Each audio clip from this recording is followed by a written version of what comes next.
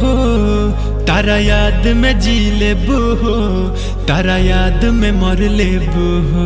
दिलवा के जख्म कसहू हम रो रो के भर लेबो हो, तारा याद में जी लेबो हो, तारा याद में मर लेबो हो। तोहरे खानी ये रानी पत्थर दिल कर लेबो हो, तारा याद में जी लेबो हो, तारा याद में मर लेबो हो।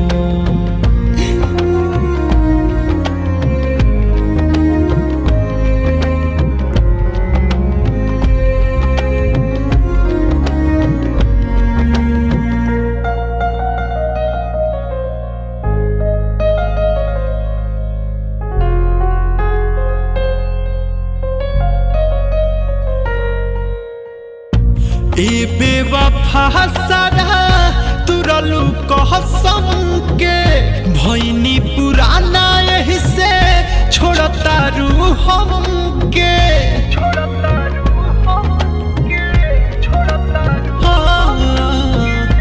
ए बेवफा सारा तुरलू कहसम के भैनी पुराना यही से छोड़ता रू हमके, छोड़ता रू हमके। कसहू ए सनम दुखावा के अब सही कहर लेबो हो, तारा याद में जी लेबो हो, तारा याद में मर लेबो हो। तोहरे खानी ये रानी पत्थर दिल कर लेबो हो, तारा याद में जी लेबो हो, तारा याद में मर लेबो हो।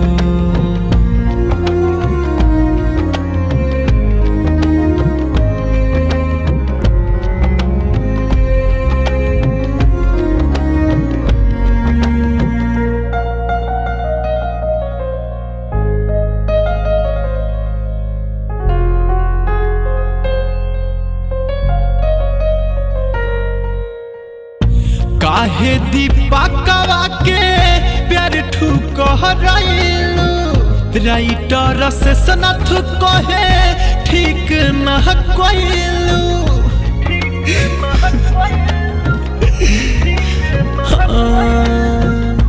काहे दीपकवा के प्यार ठुकराइलू, राइटर मनोज कहे ठीक न कइलू, ठीक न कइलू।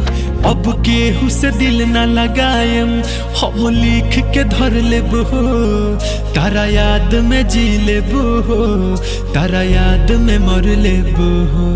तोहरे खानी ये रानी पत्थर दिल कर लेबो हो, तारा याद में जी लेबो हो, तारा याद में मर लेबो हो।